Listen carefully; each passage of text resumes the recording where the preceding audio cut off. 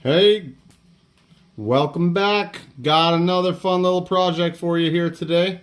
We are going to be taking our mini LMT and we're going to go brushless with it. But over the years, I've done a lot of brushless upgrades, but what I've learned is that I really enjoy having the control of a censored setup versus just the standard brushless system. On my full scale LMT, I have a 4S Castle brushless system in there. And I absolutely love the power of the brushless system, but I also love the control of the censored setup. So we're going to kind of do the same thing. The system that I have selected to do that is this Furitek, I think it's called the Predator. Furitek Predator brushless system. It's also censored, so I'm pretty excited. We're going to open this up, get into the details on this, and we're going to show the full install. Additionally, with this system being installed, it does require that you install a radio and transmitter because it's not compatible with the stock electronics, so to speak. So I picked up this off of one of my projects that I haven't used in a little while. It's a little FlySky FSGT3B system. So we're going to install this with this, and we're going to make one cool little truck out of it.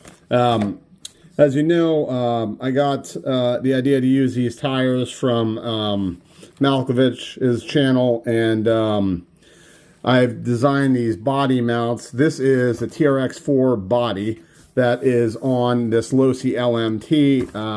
Been designing this clip system here, so that way you can use the bodies with the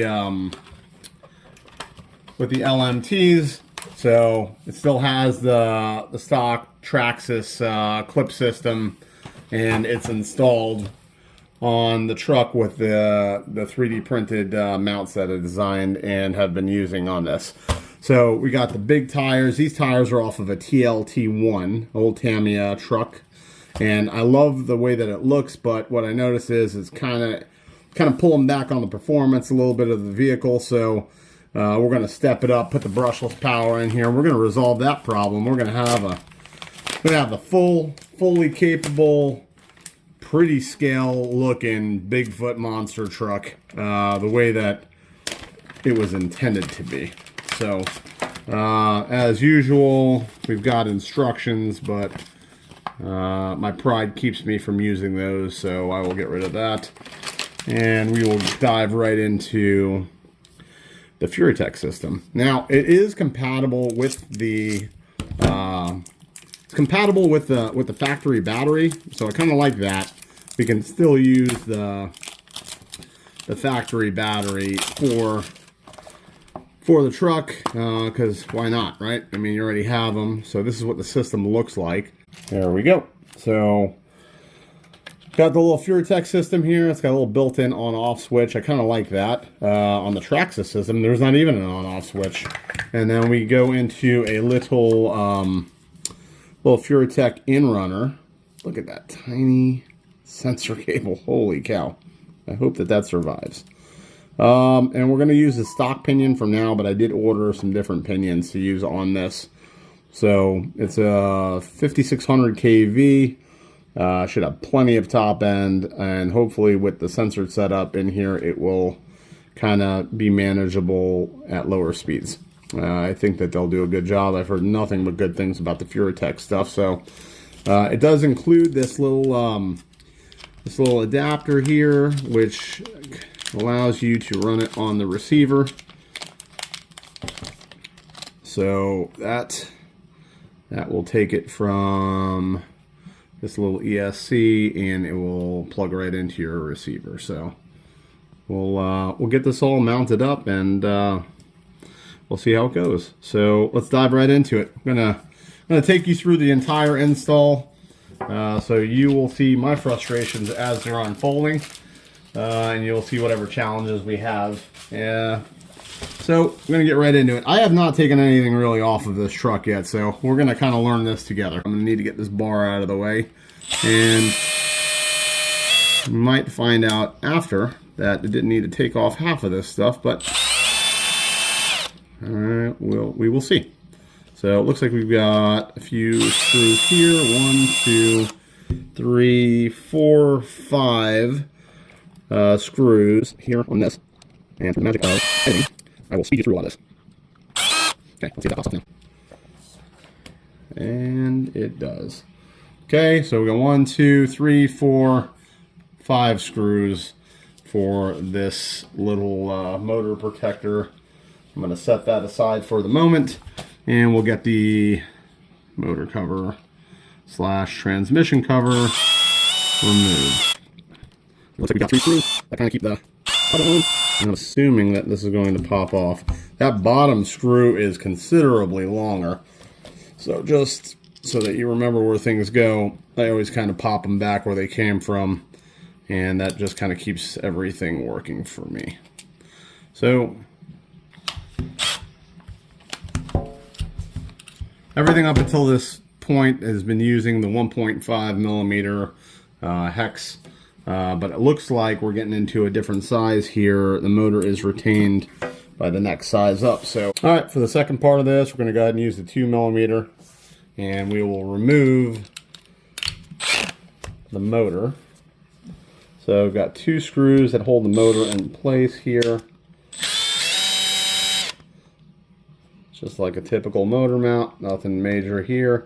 I am happy to say that they have some grease in here, which is great. So that way it keeps these kind of gears kind of nice and smooth. Alright, let me spin this around and see what we're going to have to do to get the motor out. Alright, so looks like we've got the same situation.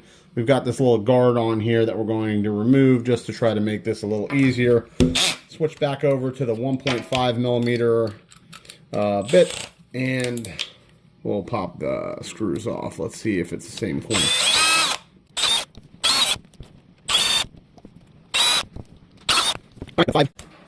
Five screws on there, kind of the same, so no surprises there. All these screws look like they're the same size, so that is nice and easy. Everything can kind of go back anywhere without being a problem. Let's see if the motor will pop out now. The motor is actually wrapped up pretty good in here. It looks like we've got some wire looms. So in order to get this out, I'm going to go ahead and remove the battery mounting tray. So we will take this out. Let's get the battery out of the way. And in order to remove this battery compartment, it looks like we've got a few screws holding this in place. So if I remove the back 2 screws, this whole mounting cover system should pull right off. And also looks like it holds the ESC. So that's kind of good. Let's see here. All right, so there we go. So that will now allow us to remove the motor. We have a 25 turn 380 size motor. So that's what it comes with factory. And that's how that comes off. So we're going to have to remove this as well because we're going to be changing to the new style receiver. Got 1 screw on the top half of that, and then it looks like we've got 1 here on the bottom. Okay. And I think I just got an idea for a different project using this motor, ESC, and radio.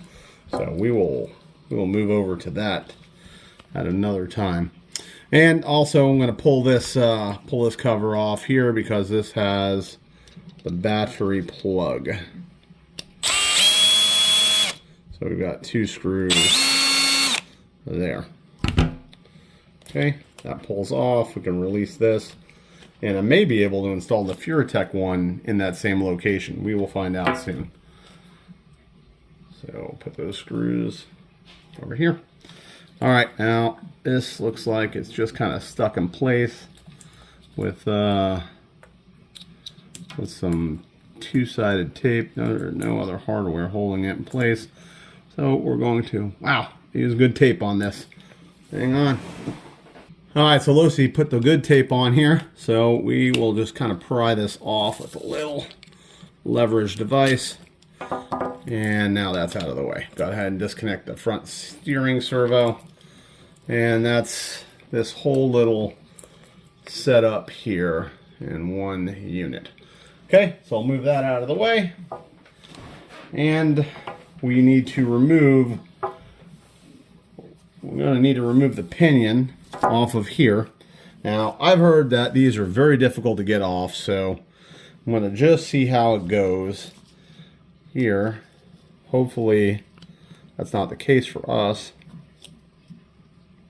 Whew, yep, that's on there pretty good. So I'm going to apply a little heat to this and see if I can get it to loosen up, and then I will try to remove it again. So give me a second. All right, so this is, we're going to go ahead and apply a little heat to it. Give it a second to kind of work its way in there. Try and break that Loctite free, and now we'll see if we can get this to let go. So there it is. Nice and easy now. So sometimes a little heat goes a long way. I'm gonna let that cool down for a second. So, but it is loose and it came right off, so that won't be an issue. All right, so I took the pinion and I placed it onto the new motor. I always use blue Loctite on the screws that hold the motor in place. Can you see that? Mm-hmm. Okay.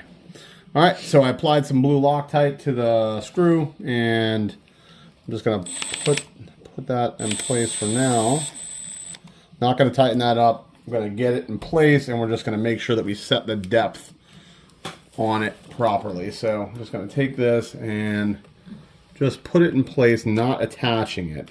I just want to make sure that if you look at it here, the gear mesh is good and the pinion has adequate clearance on the backside. So just looking at it like that, I'm going to push it down just a hair more, so that way it is perfect when we go to install it.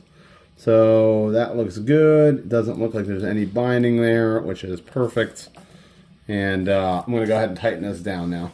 So when you're doing this, just always use caution and care. Don't over tighten. This is all very small hardware. Don't forget the Loctite, because this thing will come loose on you and then it will interrupt probably a good time that you were having. All right, this is an interesting system that Losi has. They've got 3 positions here with the screws, so it predetermines your spacing for your pinion and spur gears. It makes it kind of easy when you want to get the gear mesh right. So all right, so I went to go put the screws in the motor, and I determined that the factory screws are too long.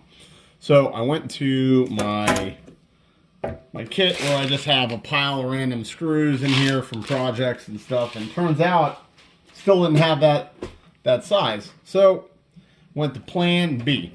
Plan B is you get out the Dremel, and I took a few swipes at it, and I'm going to show you what the length of these screws needs to be. 4.5 millimeter screw is what you need lengthwise for this to seat properly.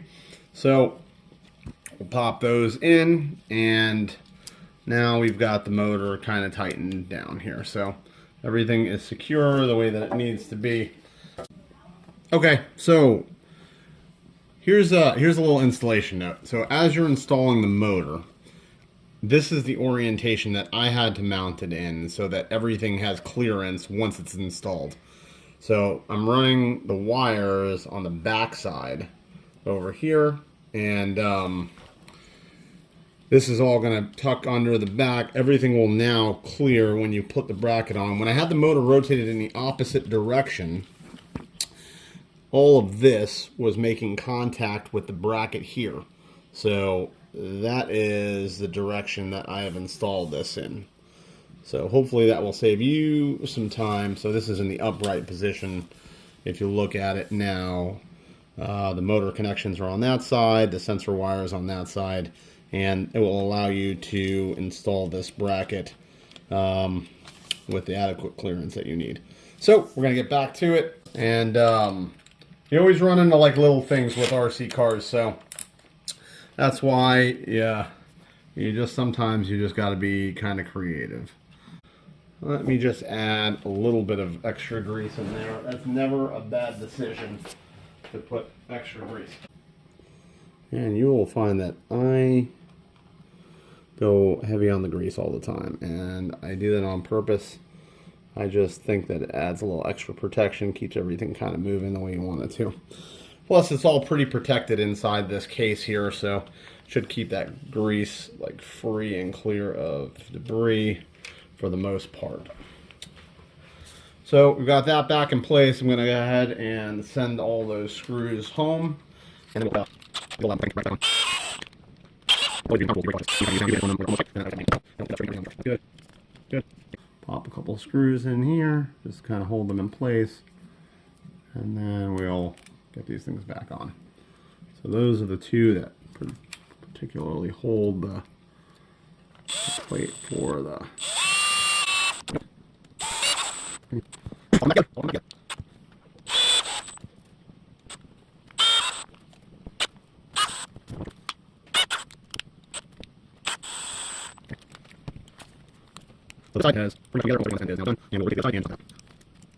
Alright, so we're picking up on this side here. We're going to put the motor guard back in place. And don't forget to put the battery tray through that. And I got that 1, 2, 3, 4 screws here. Actually, I think what I'm going to do is, I'm going to route this here, and I'm going to bring it up through this space here on the top. So that's where I'm going to do that one, just to try to keep it protected. So I'm going to route this wire here around the motor, and then I'm going to bring it through this spot here. Okay, so try to keep that wire protected because it is very small and looks pretty fragile. So that's the route I'm going with the sensor wire for the time being. It may change in the future, but at this time, that's how we're getting it there. So I'll pop this back in place here.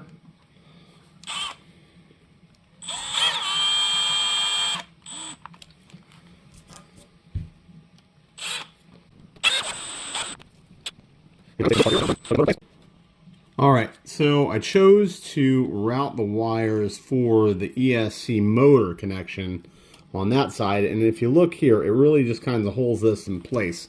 So I like the way that that is working out like that.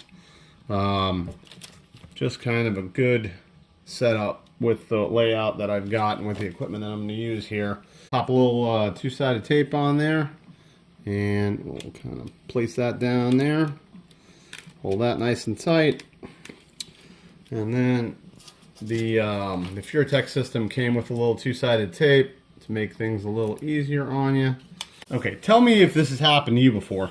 I could have filled a 30-minute montage of me trying to get the plastic protective layer off of the two-sided tape that I needed to use. So if the people from Gorilla Tape are out there listening, figure it out. There's a better way to do it. There's got to be. It took me 10 minutes to just get the little sticky back part off of this thing. We did the whole install in less time than it took me to get the tape apart. Now that I vented that out to my team out there, my group, my people. Okay, so I just wanted to show you that I put an extension cable on the steering servo. Unfortunately, all I had was a Y adapter, but no big deal. So the steering connection goes into your channel 1, and then the ESC goes into your channel 2. So they just kind of plug in like that, and then all of your stuff will work. So when you turn this on for the first time, it'll kind of go through a little sequence, and then what I thought was super neat was I downloaded this app, the Furitek app. So Furitek pops up and gives you the throttle curve, and it looks like you can adjust the throttle curves in here. And I don't know anything about the app yet, so I will spend some time. And it's got like piles of stuff in here. I don't know how any of it works yet. I will kind of mess with it, but it looks like you can set some custom throttle curves and some stuff like that, which I think is really neat. So I'm going to kind of go through all this, and I'll loop back to this. All right, we're going to go ahead and pop our body on here. And that is a pretty good looking truck, if I should say so myself. So we got the Furitek in there. Let's take it outside and go see what it does. All right, let's see how she does. Looks like it's still got a low speed crawl capability. So that Furitek censored motor is doing what it's supposed to be doing, and it's got plenty of power, even in tall grass like this.